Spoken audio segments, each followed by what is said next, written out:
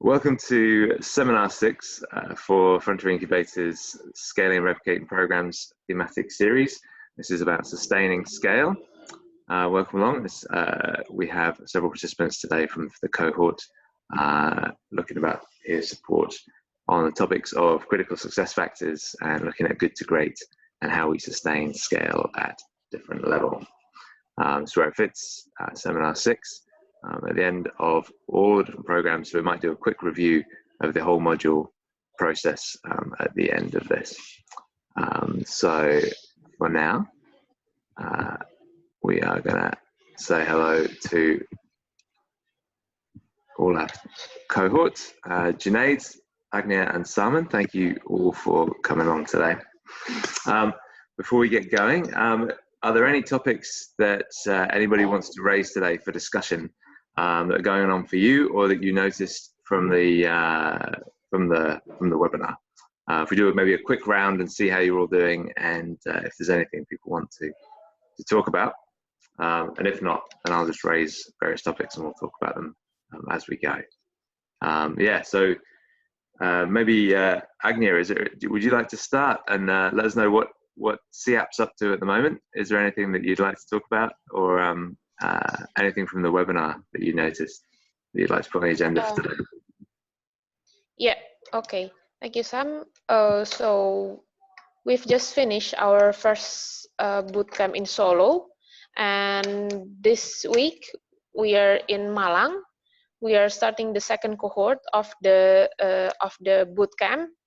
And then again, the hardest part from what I realized from the journey, it's like, okay, the participants are coming from different stages. Even after we select them with a selection criteria that we created by ourselves, we have 3 different stages, like the idea stage, and then the other one is the build when they're starting when they're doing the social enterprise, like 1 to 3 years, and then the other one is like more than 3 years.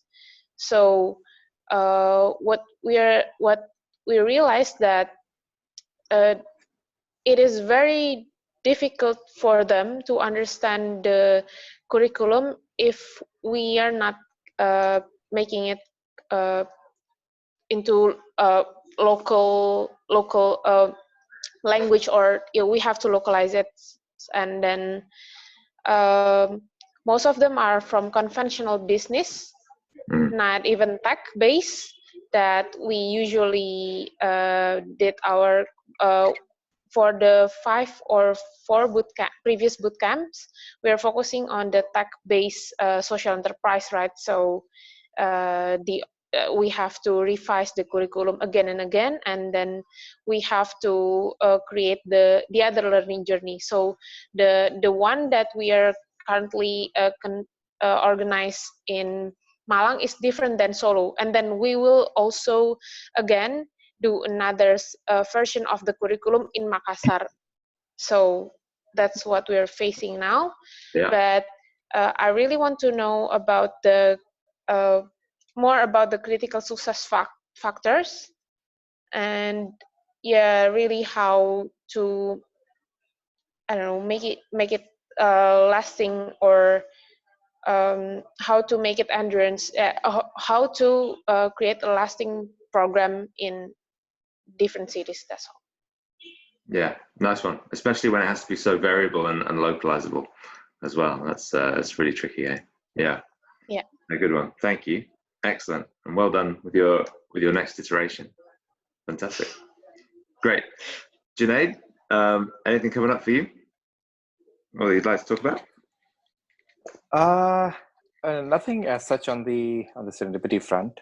It's in a kind of a wait and see kind of a mode, but interesting conversation from Indonesia. So that, like, definitely I think once we explore that, because that is I think that's a question and stuff that keeps coming up quite frequently. So and I think just one observation I had was the seminar, and I think the reference to the book and everything. I was just thinking how financial aspect, like the financial sustainability aspect of running accelerators is a key different factor when it comes to, the book, if I recall correctly, primarily talks about corporations and good to great, and some of the financial dynamics are different. So the whole question of what is good kind of also becomes different, right? So I mean, in an impact setup, the good might mean differently, and hence the great would also mean different. So just, I don't know, just something of a jumping point for that train of thought, that either we address or incorporate the financial sustainability aspect of it and bring it at par to the corporate side, and compare apples and apples, or we redefine what good really means in this context. I mean, not everything has to be like a whopping financial success as well, because a lot of things I feel, in case of a corporate, like, if you're going to have a good HR, it might, when we say good HR, that usually is correlated to the amount of money you're willing to pay for the good HR, right? So that is something which in a corporate, you can kind of, it operates differently because of very direct value. Whereas in case of, it might not be a luxury you can afford in this setup of social impact space, or so just some seed of thought to take the conversation forward, I guess. Yeah, magic. Good one. All right, so we've got some observations on good to great, tailoring it for impact. We've got the localization and critical success factors discussion for Agnya. Salman, any things that you would like to discuss on the BRAC front? What's going on for you guys at the minute? What are you up to?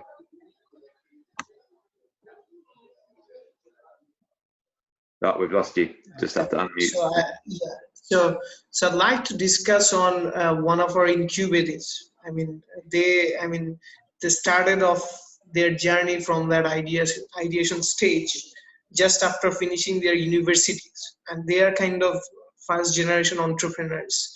They didn't have those prior experiences. So from our incubation support, they kind of in 6 months they kind of developed some proof of concept and they started their business.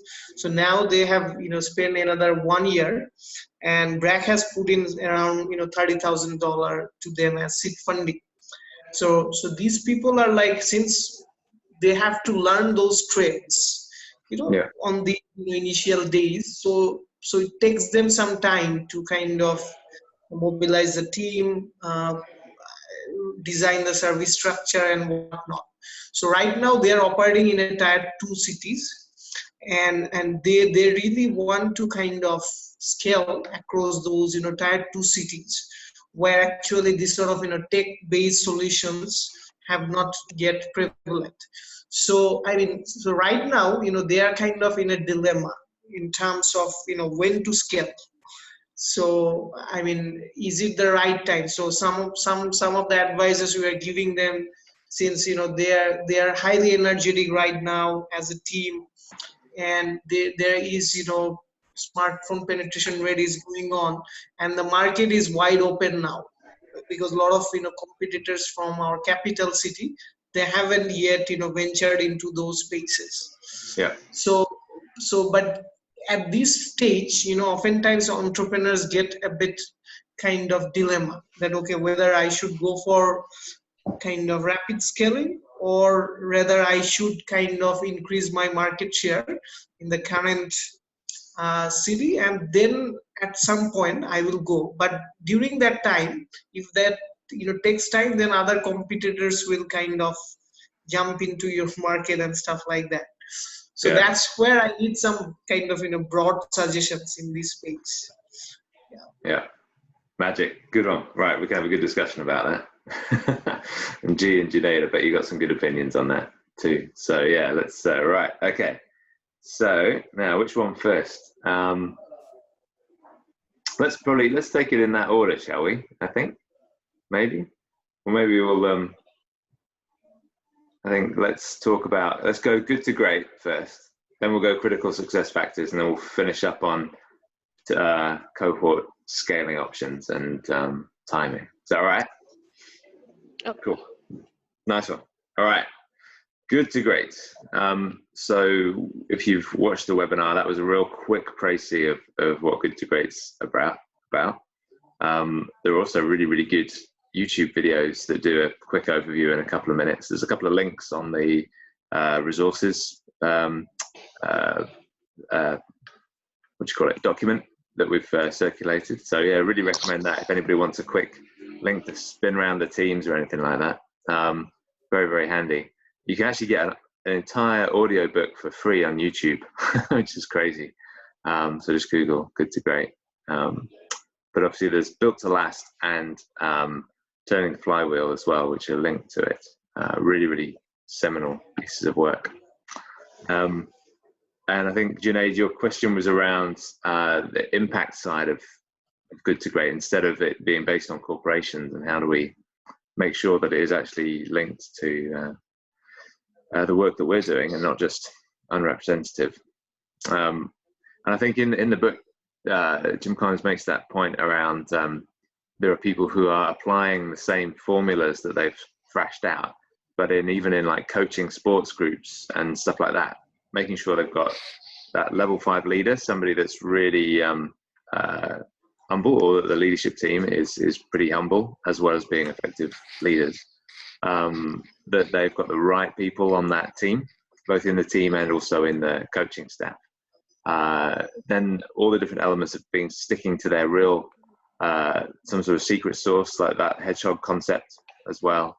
And all the elements of turning that flywheel of disciplined action around what they're doing, and it lasting longer than any one coaching member of staff. So all those principles although they did come out of the corporate world, they would say they hold true across lots of different fields of work. And the only other thought I've got on that as well was the second edition, where he added in Good to Great for the social sectors. In the outputs element, he was talking about change your metrics, instead of it being a financial metric that you're measuring as part of that greatness, that you may want to include your impact metrics as well, so that you've got that double standard, that balancing of social and commercial goals that we all juggle. Or I suppose you could even amplify that to a triple bottom line analysis if you wanted to, if that's what you're measuring. But yeah, it doesn't always feel like a straight natural fit, does it? 'Cause it comes out of corporate America, and then you try and apply that all around the world. But I don't know. Do you, in terms of your knowledge of the framework and everything, do you feel like it holds in the different contexts that you've worked in, or is it? Are there some missing links? What do you think? So from my limited knowledge of it, I think, so the core values perhaps remain, I think, valid at a very higher level, view of it. But I think the interpretation of it, once you are kind of getting into more of an operational, how do you apply that?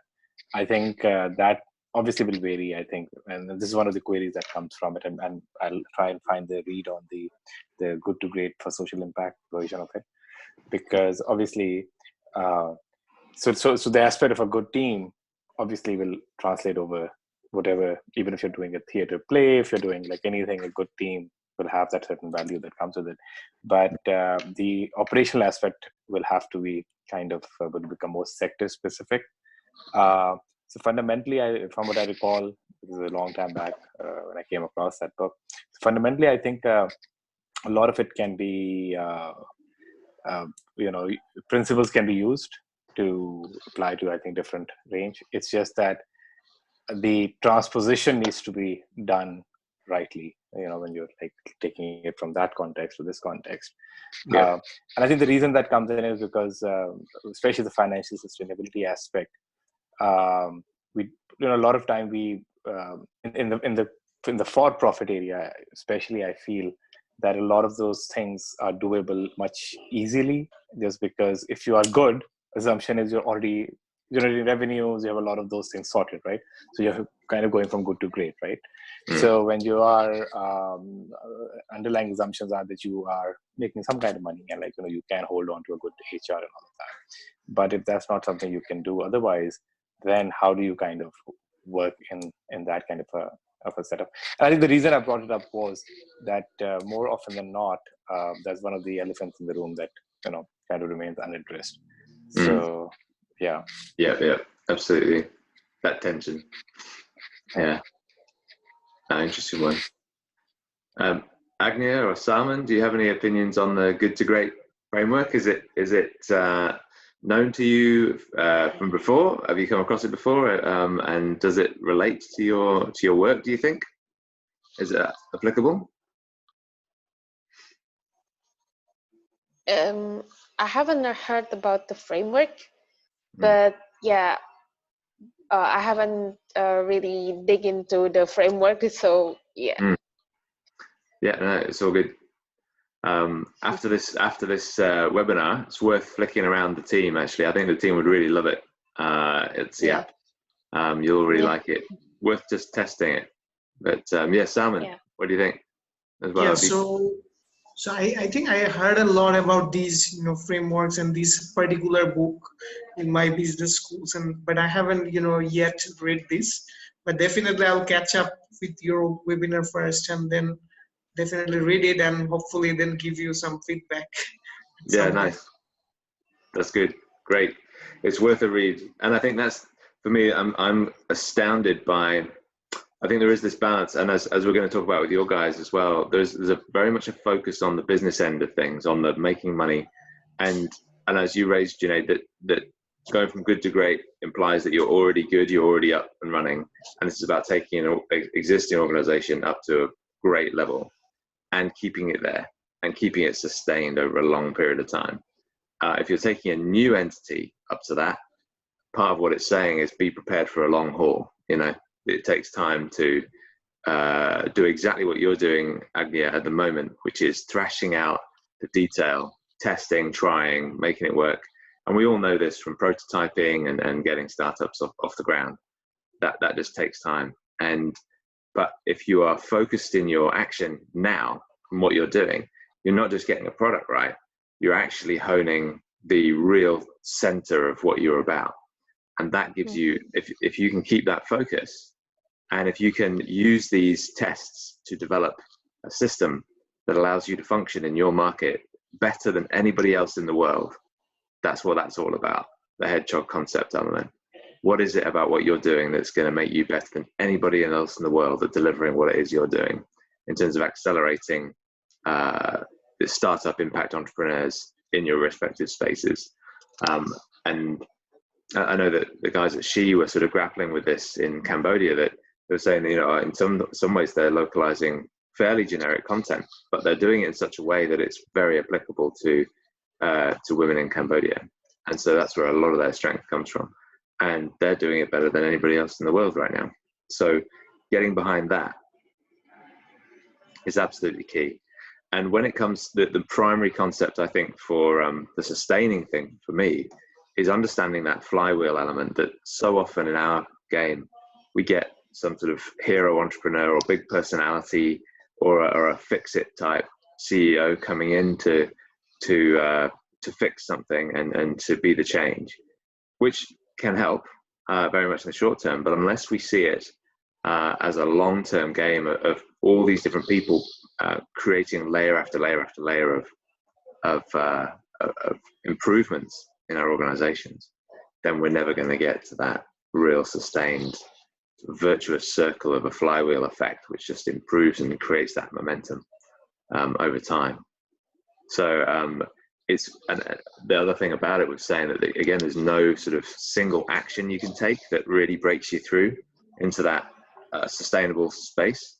It's a collective organic process of everything you're building becomes part of that organizational memory over time. So again, it's kind of, hopefully it's endorsing kind of all the action that you're doing now, all the learning you're doing now is very much part of making something super successful that's actually going to endure over time. If it's a sort of a quick fix approach and you just bolt a whole load of new stuff together, that doesn't always cut it. You've got to make sure you've got the resilience there for the long haul as well. So yeah, hopefully that resonates, or at least backs you up a little bit for the effort you're having to put in now, because that effort is all valuable for the future. Most definitely. If you haven't watched the webinar yet, or if you haven't seen it, there is this other concept called the doom loop, which sounds all a bit a bit negative, and that is very much that go in the opposite direction, undoing the flywheel building everything up, creating that momentum, the doom loop, taking it the other way. And a lot of that is to do with breaking the momentum, being too chaotic and feeling like you're going in different directions, or not focusing on that key thing that you're really adding value through. So if you're getting too distracted in different directions as well. And I guess it could feel quite like that if you are iterating stuff, and if you're having to change it all the time, it might feel a little bit like you're going off course and so on. But if you're actually still focused on delivering quality acceleration in different markets, then actually you are staying focused, but it may just feel a bit chaotic. So worth a look at some of those symptoms of a doom loop, because an organization can be of any scale and still flip into that and be misguided and take the wrong course of action. So yeah, worth a look if we're going to be sustaining what we do. Does anybody feel like they've seen that before, some sort of doom loop where they've been part of a setup and it's all been going very well, then a different decision was taken, or a different person came in, it's taken it in a different direction, and it's undermined the steady progress that you might have been making? Have you seen that before? Anyway, no names necessary. Yeah, I mean, so recently gone through with that cycle myself, and I think it's a multiple. I think it's more of a misalignment of expectations more than anything else I've felt, where the people who are like, in this case, let's call them donors, or people who are the source of the funding, their expectation of when the results should show up is very different from realistically how it is supposed to be. That's one of the scenarios that happens. Or you have, and I think that's a big problem, I think, generally with, in this impact accelerator kind of space, where the churn of the HR is a big challenge. So the institutional memory you're talking about, you do not end up with sustaining that. And I think generally, I mean, more so in a context such as in my case, it's in South Asia, it's more important in a way, because the processes are not that significantly followed most of the time. Yeah, it's more personnel, individual driven, and that makes the risk goes up. The vulnerability of not having that institutional memory kind of goes up. And I think any organization which is young, which most of are accelerated, I mean, I won't speak for others, but a lot of them are quite young. So you do not have that momentum as well. So it's a part about the memory, the organization, institutional memory. Also, you don't have that level of momentum where you can kind of, I mean, if two people leaving the organization can pretty much bring everything to a halt. Also, I think you're not focusing too much in that growth space when you are focusing too much on documenting things, but you're trying to make all of those. So I think that's been a major, that ends up being a major make or break, that you're kind of vulnerable to just one HR resource leaving, or some kind of a misalignment on when the result should be there.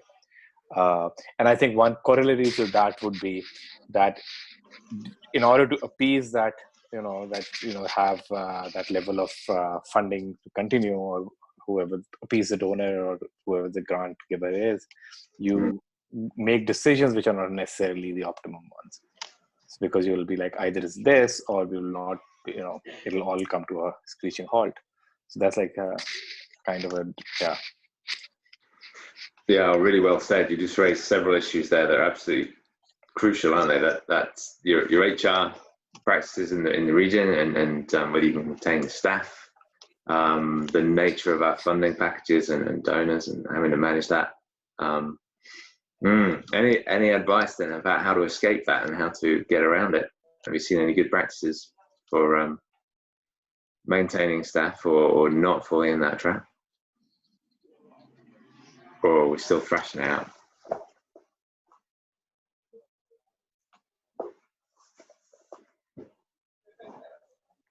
And just a little addition to that, I think what I was talking about earlier also ties in with this as well. When I talked about the corporations having a good corporation already having a lot of these insecurities not there, because inevitably, if you are dependent on factors not directly related to how you are doing in some ways, how do you like work with that, right? So it's a financial factor outside of your control, right?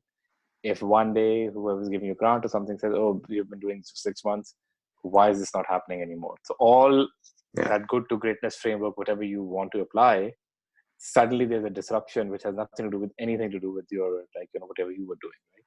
So and that would not happen in a corporation, right?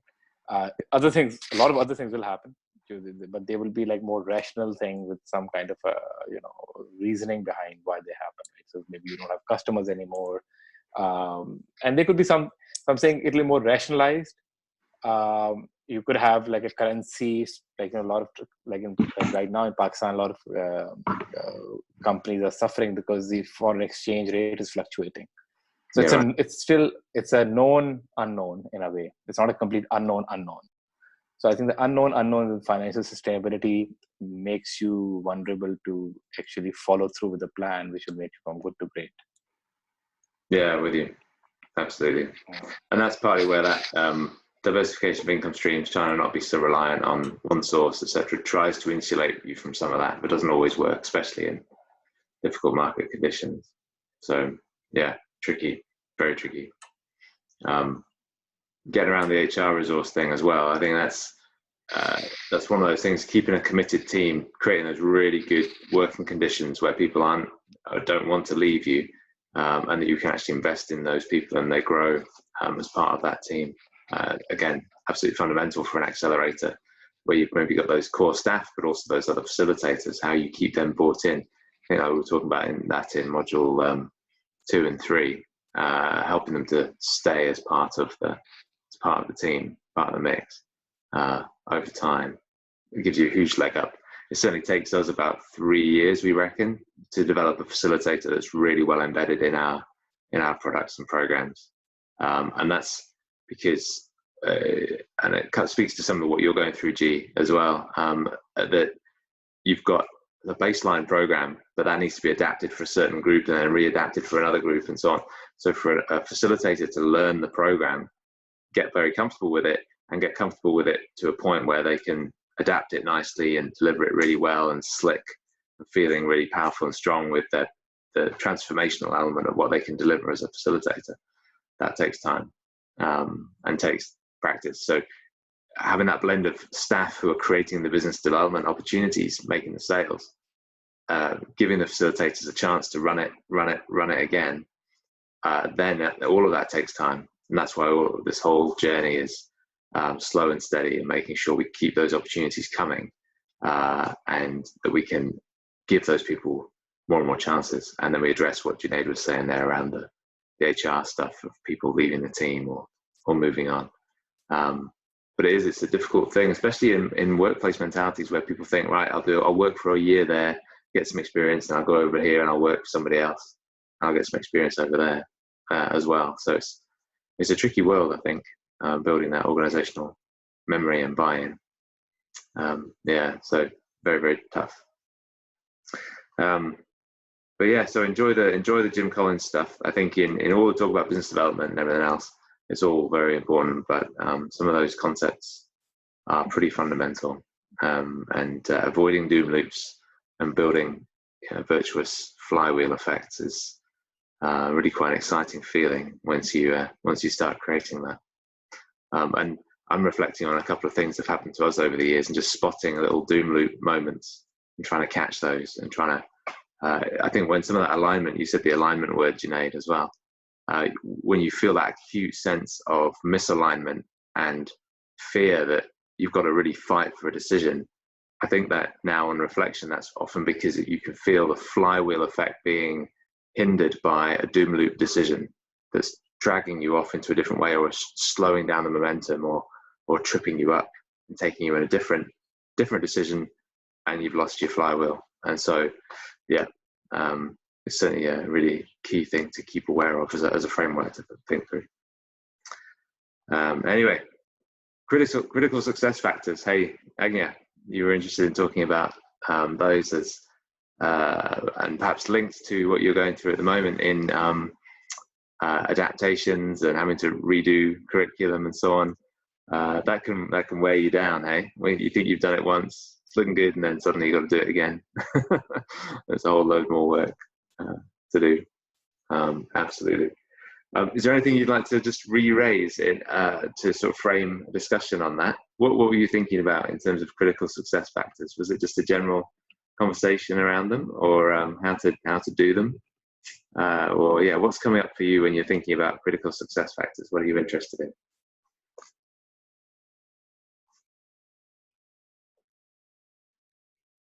Oh, we need your mute to unmute you.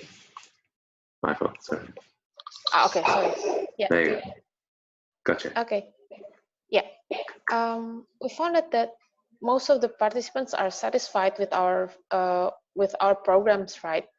But the question is whether the question is always still the same. Like, this is a free program because it's a free program. Then in Malang we got like around 300 registrants. But then again, how can we really make sure that they can get the kind of value that they want to have if we're going to charge like maybe 3 million in rupiah? Because actually after we did some finance stuff, like when we prepared the license package, right? The license fee for the first license fee itself, if we're going to charge like around 10 million, like we said before, or maybe more than 10 million, or maybe 20 million, then we are not sure whether, like, when the local facilitators or our local partner is going to organize it, whether they will get the same amount of registrants or not. Because actually, like, we realized that one of our critical success factors is whether we're going to have a lot of registrants or applicants that really want to pay the program, right? And really want to join, and also committed to the program itself. Like, that's what we're aiming, not more. And whether we should add, like, the critical success factor is like about, okay, how are the outcomes after the participants finish our program, whether they will get something or something else, like increase in their income or revenue, or etc. Whether we as an organization should add that to our outcome or our target or not. So it's a good question, really good question, because obviously you're interested in, have you made a difference to their bottom line? Have you made a change in their income? Have you made a change in their impact ability? And it speaks a little bit to what Salman's talking about around helping people to scale or not quickly. And so yes, you are interested in that. I know that from some of the accelerators and some of the initiatives that have happened here in Scotland, and a review of those, often the point is made that if you try to monitor too tightly the outputs of the people that you're incubating or accelerating and tie them too quickly, if you're expecting outcomes too fast, that can really undermine the value of what you're doing. So and I think that in Malaysia they found that as well at Magic, that by holding the incubator or accelerator to account, that they're going to have all of these startups and they're all going to be working and they're all going to have achieved a certain amount by within 2 years or 3 years. It's the timeframes are too short to actually allow for really solid development. and that what you're doing is artificially putting in some indicators and some monitoring that forces people to do or make decisions that they otherwise wouldn't have made. And so actually to give people a bit more space and freedom to grow their organizations is the key thing.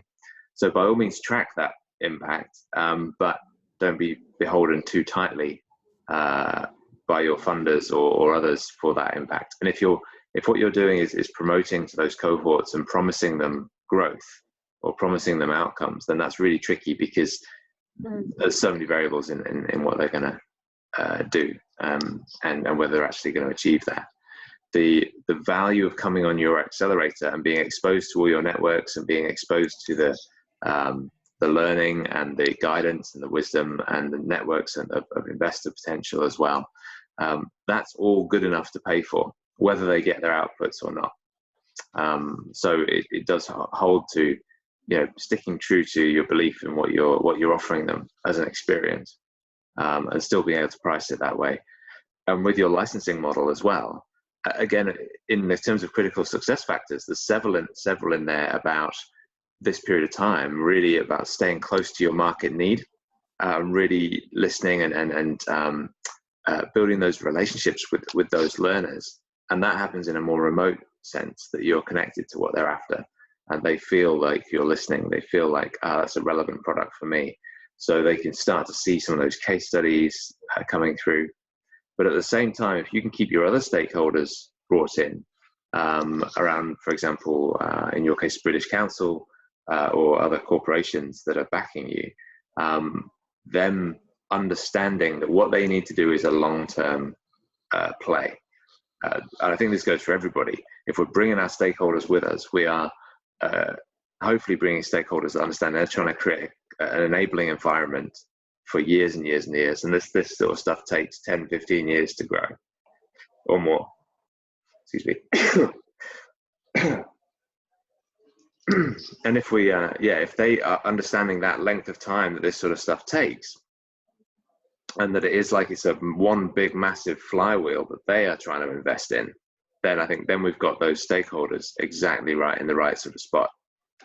So people that are coming on one accelerator one time, thinking that that's it, if we can see that as a long-term journey, and that those people who are licensing what you're doing also understand that they've got an opportunity to build the brand, to use the brand to leverage their local stakeholders and their local participants, and they may have repeat learning and so on. I don't know if there's a chance for you to innovate around the financial model of how people pay for their place, in terms of timing of that payment, or something like that. But there may be some innovation that enables the local licensee to work their market and form a distinct place inside that market. Don't know if any of that helps, or if that's just a ramble. Yeah, that's helpful. Yeah, it's a long-term game, this. I think bringing in that, keeping it subsidized for people on the ground, and finding stakeholders. If you've got your local licensing unit as cities, then it's finding people on that city level that will fulfill a routine role of investing or subsidizing those people on the program, and that's a job in itself. Licensing to the licensee, but also finding a city-based sponsor, funder, backer, client that's going to help to subsidize the learning for the learners, so they can pay something. And I think getting them to pay something is pretty key, as I think Carlos covered in webinar 4 or 5, making sure they're paying something so they value it, and that you're building the market. We often used to refer to it as we're stimulating the market. The market exists, but people can't afford to pay for it yet. If we can stimulate them, grow them, and do what Salman's doing, is help them to get to scale, as more and more of them get to be able to afford to pay for this sort of stuff. But somebody has to buy on behalf of earlier in the game. Yeah. Okay. Were there any other critical success factors in folks that did watch the webinar so far that they noticed that they think would be maybe more important than others that were in that list. And I think the list covered leadership, covered grasp of financial position, managing cash flow, all the financial aspects. There was market elements, staying close to market. I don't know if anybody's seen it yet or had a chance to look, or any observations on critical success factors.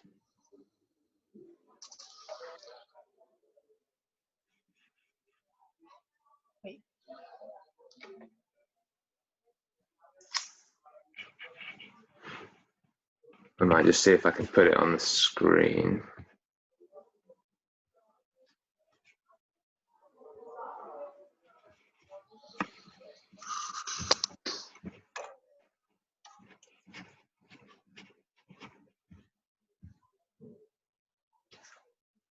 Right, here we go.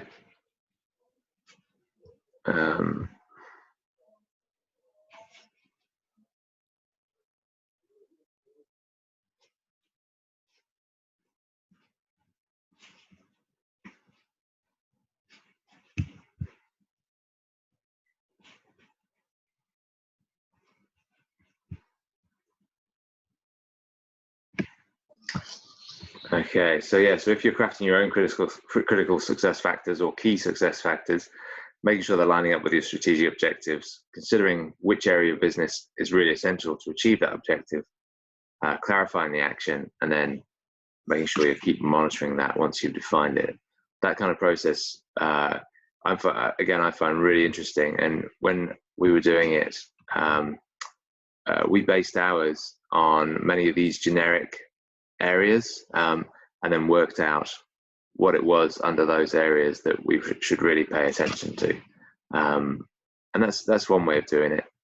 But again, these were drawn from research with other organizations. So social mission and leadership, pretty usual to find. I think these next ones there around product market fit, stakeholders, and keeping effective relationships with them, 3, 4, and 5. Then operational excellence and good business acumen, again, as you might expect. Culture of learning, so everybody keeping innovating and moving things forward.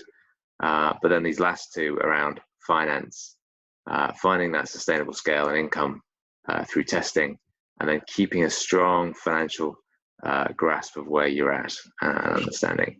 And I think, again, that one's really resonates in terms of just good, diligent practice, making sure you've got a board who are meeting regularly and constantly considering the finance. So yeah, so in terms of those, anybody want to raise any points on perhaps ones that they think might be, these are all quite generic in many ways, but which might be more important or coming up for you at the moment? Any that you think you need to focus on more strongly in your action right now?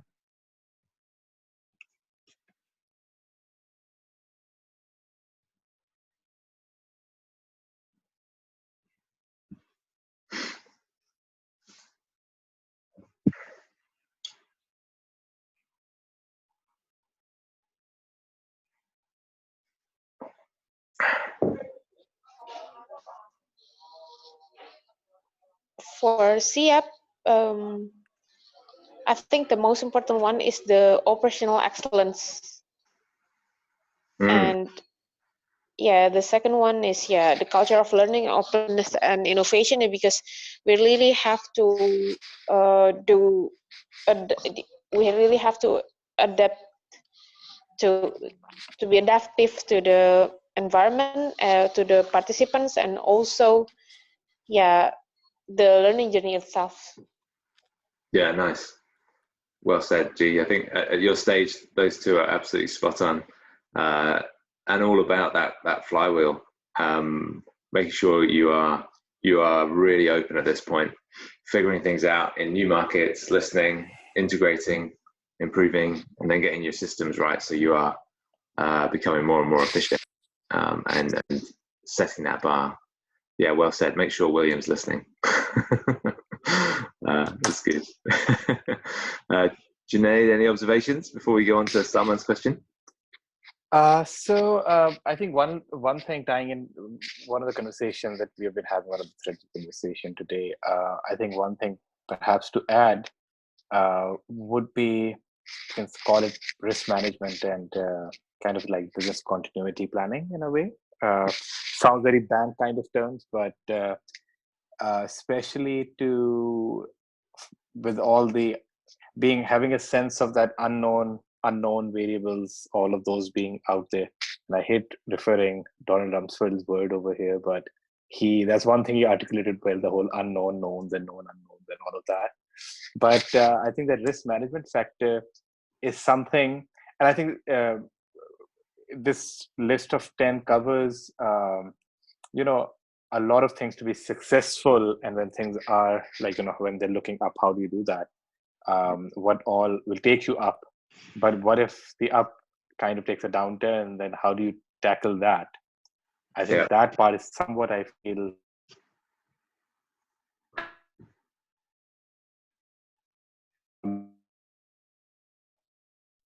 succession planning. How do you plan for having more of a hedging of your funding resources or whatever?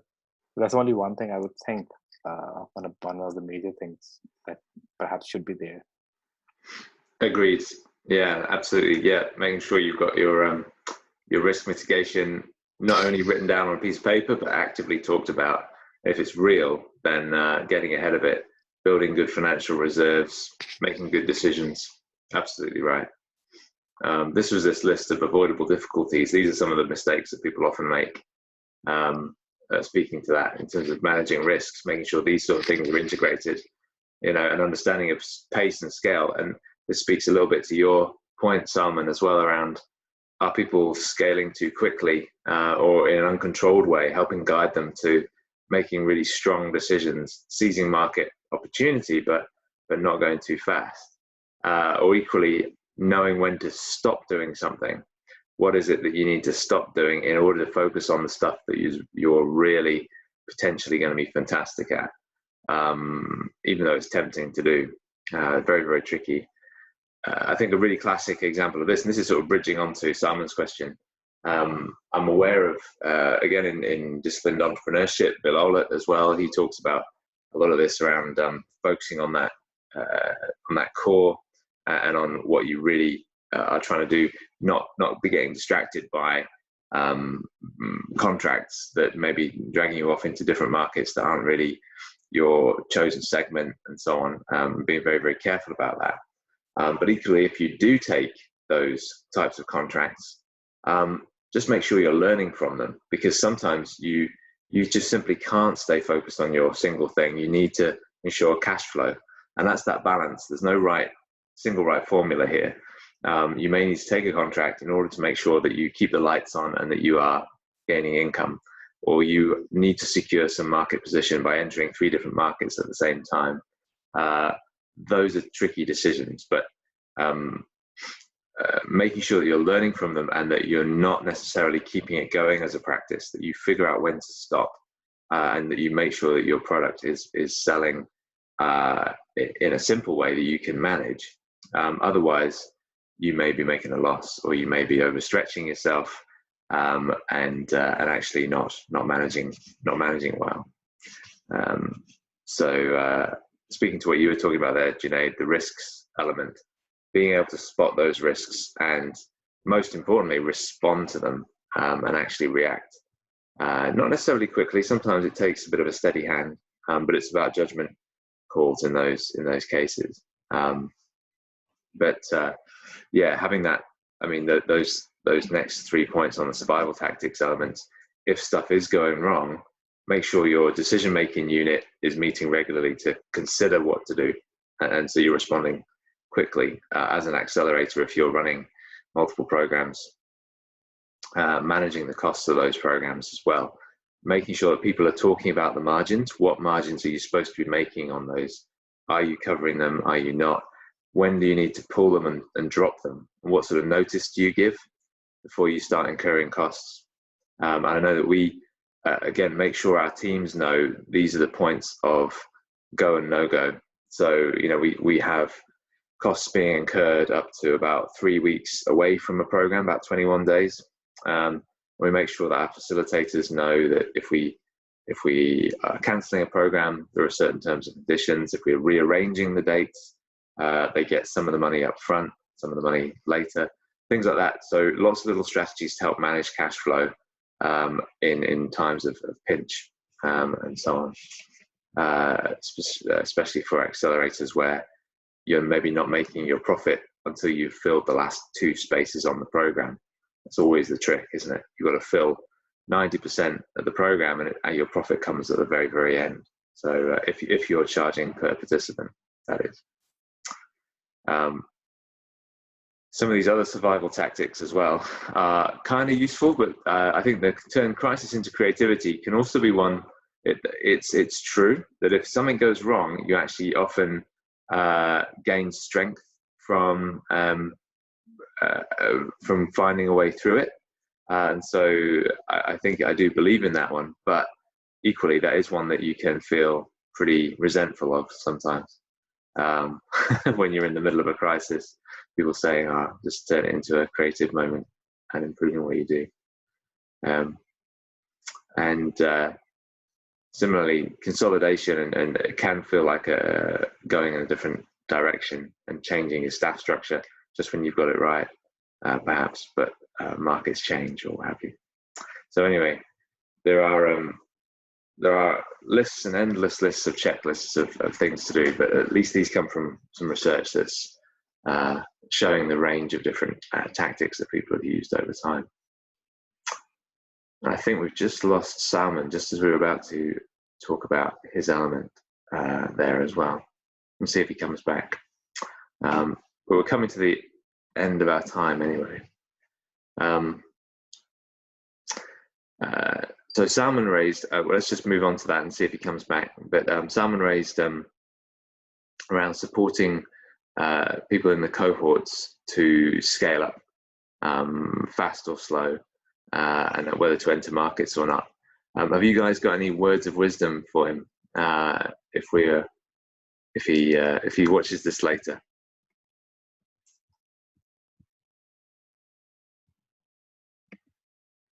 There he is. He's got to jump off into another meeting. So there you go. So yeah, if he watches this later, what should we tell him about supporting cohort members to scale into new markets, how quickly to go, and all that kind of stuff? Any thoughts?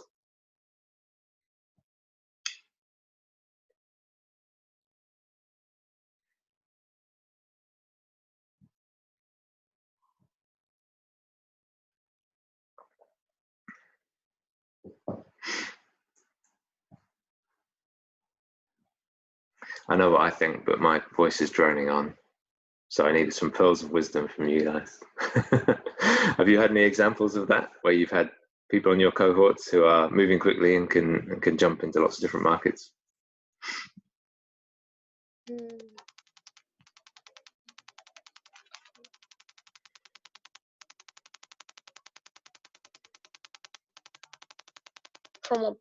From my point of view, it depends on the target market or the number of, we can see the sum also, right? The total of the serviceable obtainable market that we want to achieve, like we for SIAP itself, for SIAP and any other startup that we incubate, we always make sure that they know the serviceable obtainable market, and then we know where are they located. So when we are we believe that we already got a strong support system or a strong approach or a strong market in one city, then maybe we can start to expand our program or startups to other cities. But the main thing is like what we have to really make sure which city that we want to expand first. Then we have to make sure that we will get a certain amount of market that in the new city. That's from my point of view. Yeah, nice. capture your beachhead market and all that sort of stuff, and then you follow on markets after, but make sure you've got strength in one. Yeah, solid. Any points from you, Junaid, on that? Any words of wisdom for Salman as he's helping these organizations scale? So I didn't catch part of the conversation that you were having with him, but are you talking about the members of his cohort or the organization itself? Yeah, no, of his cohort. That was his primary question. Yeah. Okay. Yeah, I think so you are talking about the beachhead markets. I mean, that's something talks about in the discipline entrepreneurship framework as well. The only, I think, disclaimer in that would be to the selection of the beachhead market. And I think one of the finer points usually they make is that it should not be your ultimate bread and butter kind of the market segment. Because if something you can afford to screw up on, essentially, is what you should go for, right?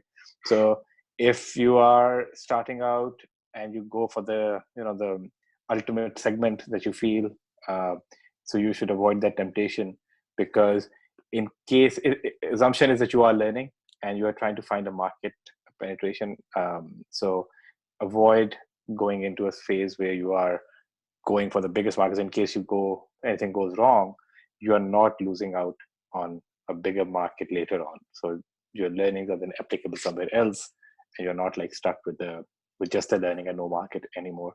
So I think that's one thing. And I feel also broadly, and that's I think generally true with a lot of businesses, and I think it's something that requires a bit of time and better experiences perhaps, is the cash flow side of things. Not necessarily investment aspect. And I think we don't grow up thinking of cash flows that well. It's more of maybe a human psychology thing, but that is, I think, a lot of time more critical than anything else. So $1 million, for instance, or $1 million rupees or whatever might have very different value depending upon when you have access to it and how your whole cash flow is kind of established, right? So that is one, I think, one of the things. I mean, there are a lot of obviously other factors as well, but these are some of the underrated ones that a lot of times don't come up in conversations. I feel that being aware of how you're managing your cash flows more than just anything else, because you can be in a situation where just the mismanagement of the cash flows, the timing of it essentially, that can be more detrimental than anything else. 100%. Yeah. Cash is king and all that sort of stuff. Absolutely right. Yeah, well said. And as you say, those early adopters, that's not going to be where most of your profits coming from, or your funds. It's the follow-on markets. You got to get it right in those early tests. So it's worth, in my mind, it's kind of like the blitz scaling examples. If in those examples, those types of companies, they tend to put multiple flags in the ground, and our board is always challenging us to, do you want to put lots of flags in the ground, or do you want to have a few really quality developments? And there's no right formula for everybody, but I think if you've got a disruptive product and you're trying to enter, I think, as you said, go for a few different markets that you're going to learn some hard lessons in, but don't jeopardize your overall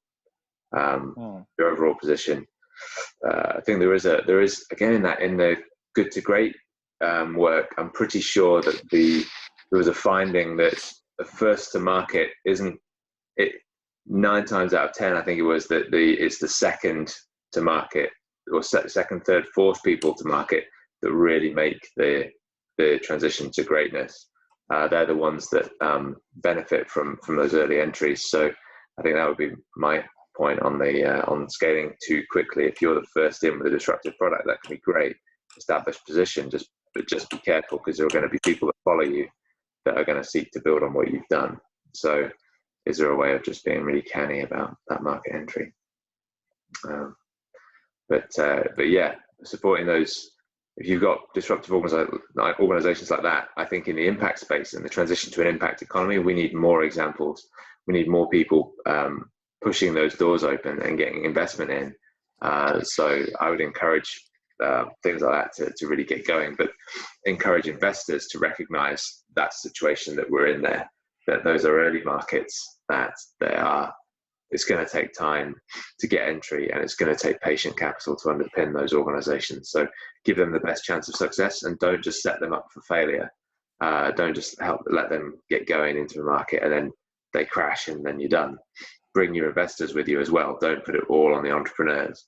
And as accelerators, work on those investors to manage their expectations and make sure that they are repeat and slow and patient investors in the situation, not just looking to make quick money from quick market entry. I think that's part of our responsibility as accelerators in those relationships with stakeholders too. So yeah, that's my soapbox moment. Anyway, right, we're coming to the end of our time. Is there anything else that you guys wanted to raise off the back of anything we've talked about today?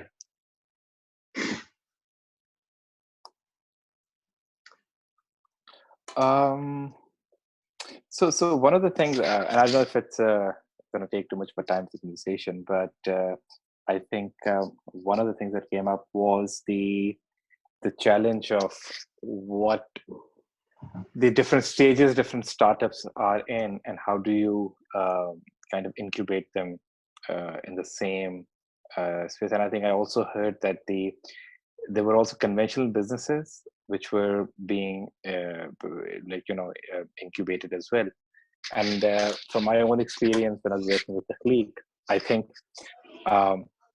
challenge, it's a very interesting challenge that comes up, because the conventional businesses, which are non-innovation led businesses, have a very like a straightforward kind of a linear kind of a curve where there's some negative time, and then you start like a restaurant business or whatever, and then you start making money.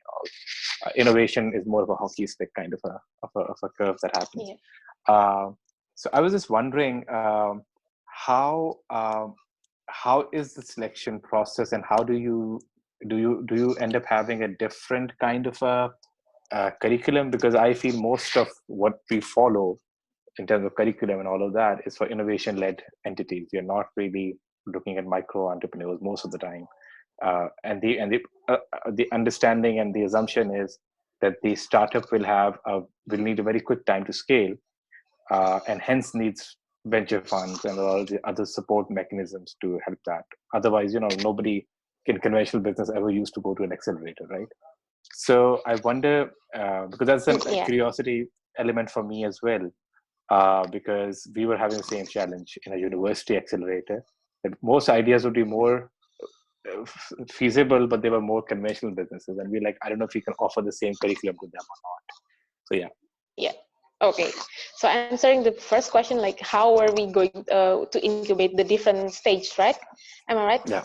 So basically, now we divide. We are in Malang also, and we have like six of our team come here, and then we divided the teams, and so one of our team will help and facilitate and incubate the idea stage, and then two others will focus on the build phase, and the three others will focus on the growth stage. So that's how we manage to incubate all of the three different stages, right? But the curriculum is, we have not the general curriculum, because for this specific boot camps, we run like 4 boot camps in 6 months.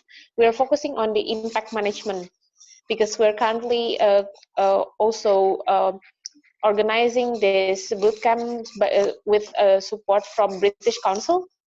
So we focus on 3 topics, like we have to select the social enterprise that is focusing on supporting the woman, supporting youth employment, and also supporting people with from marginal background or disabilities, people with disabilities, right?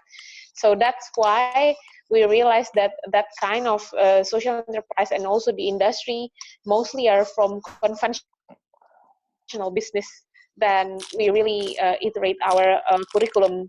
We deduct some curriculum like product development, and we definitely didn't input the investment, the finance and investment towards the kind of curriculum that we already created for startups, right? So basically, what we are trying to do here to cover some of the curriculum like finance, we focus more on to partnerships, sponsorship, and also grants. So we treat them like a real social enterprise. Nice. Then we somehow we connect them to the local to the government, but to the village. What do you call it? Yeah, the government in the village area, right? So somehow we want to help them to get the funding from the village. So basically, it is very local. Like we are not trying to force them to have exponential growth, but more onto the linear growth, so they can expand their products or services local in their village or to other village. So yeah, but the point is, for this particular bootcamp, we are not going to take the social enterprise to our acceleration program. So they will be our portfolio for the incubation program only. Okay. Yeah. What's the second question? The second one was to do with the how's the. I think you kind of covered it because it's more about Okay. in the conventional versus innovation. Some of the underlying assumptions we make for most startups is that they have a very rapid growth expectation, and with that we have everything mind set up, right? And that actually even changes who should be working on that startup, right? If you are someone who is doing a conventional business, then that'll mean a lot more investment, self-investment, and all of that. And you might have to raise more money from your household or whatever. Then that might have a very different socioeconomic factors that will factor into that team composition as well.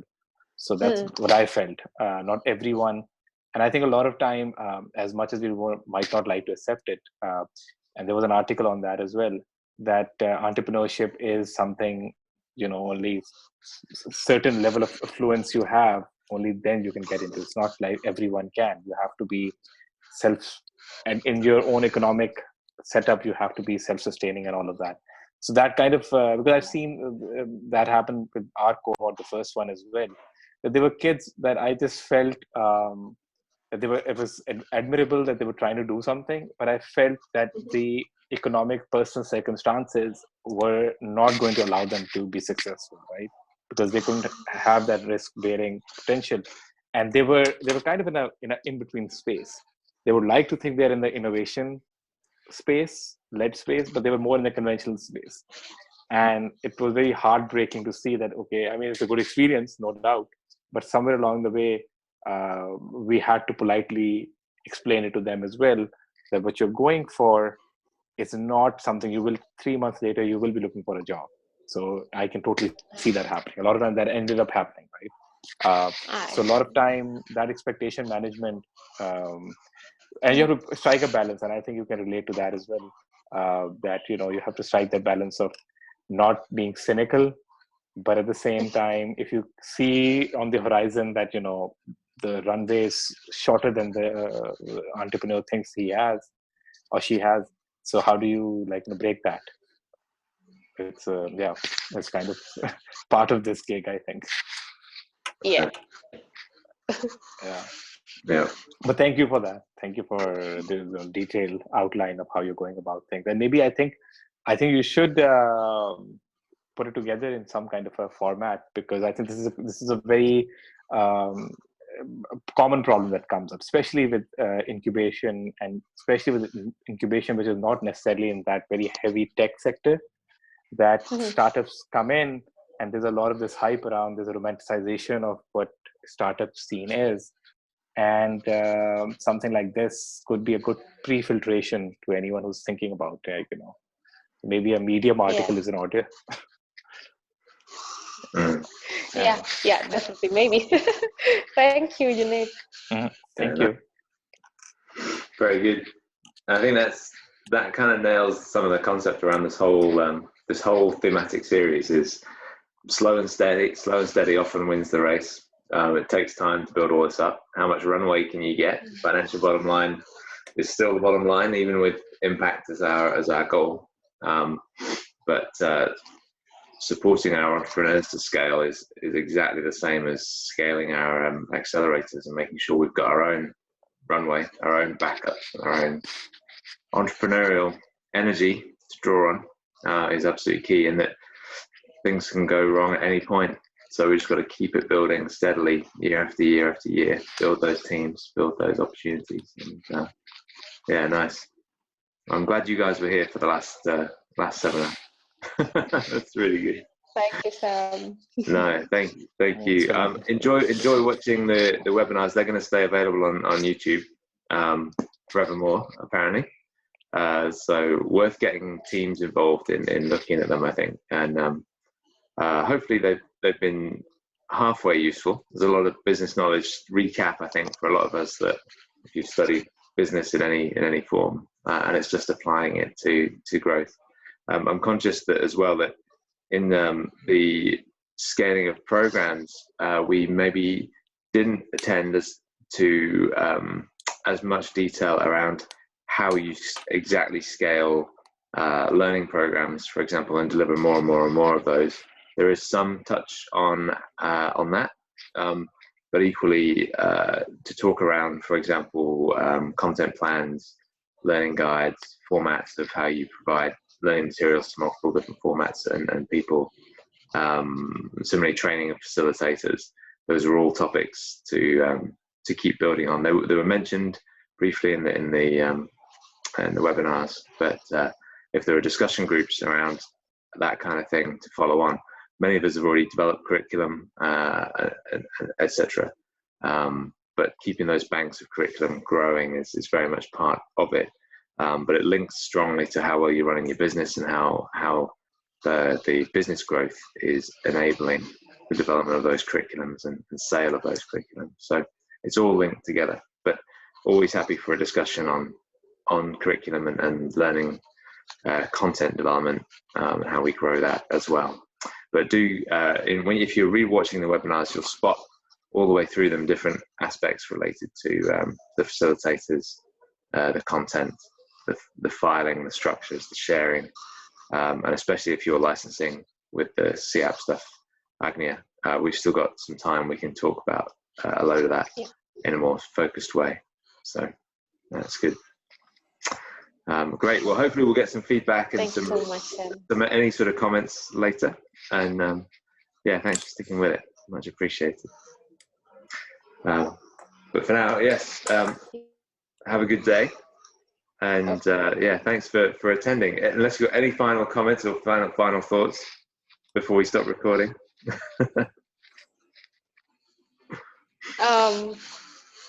For me, all of the curriculum that you add to the YouTube, all of the frameworks, it's really useful. It's really helps. It can help us a lot to really create the operational guidelines and facilitators guideline and everything. And also from Junaid, and all of this experience is really helpful, especially when CIAP is trying to expand the program. So whenever I watch the webinar and also the seminar, it's like, oh, we should do this and we should do that. We should.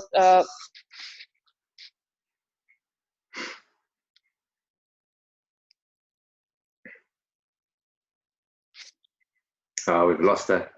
Just when she was being so complimentary as well. Bad timing for us. Damn. Oh, I can just say thank you. Oh, well, you're back. Hello, you're back. You're being wonderfully complimentary. I missed. Yeah, we lost the last 20 seconds. Oh, really? Oh my God. Okay, so yeah, what I'm doing now is like I disseminate what I learned to to all of my partners. I lost it again. Yeah, I think. Never mind. Yeah, dissemination to all others. That's a really good point to make. That's good. Let's keep it rolling. Good one. And thank you, Junaid, for being part of this. You've been my pleasure. Our additional member that has added so much. So yeah, thank you. Thank you both. That's an interesting discussions and everything. So yeah. I wonder if there's a way of with the YouTube videos, if there could be a way of putting a summary somehow in the description of it, so that for future reference, I think one can kind of have a reference. Okay, this is what this talks about, or maybe I don't know. Maybe there could be a that little slide thing that you have about what seminar 1, 2, 3 is. Yep. Maybe that could be somehow put in words over there or something. Yeah, the curriculum. Yeah, absolutely. We had a good outline before we started, and then we've adapted as we've gone in relation to what people wanted to talk about as well. So now that we've done that, we can certainly add those sort of descriptors, and all of the thematic series are going to have a little trailer made as well to give people a sense of what's in them. So yeah, that's good. It's a good thought. Glad that. Yeah, good one. Cool. All right. Thank you both. Fantastic. Thank you so much. Yeah, we'll speak soon. Yeah. Thank you. Okay. See you. Thank you. Take care. Bye-bye. Bye.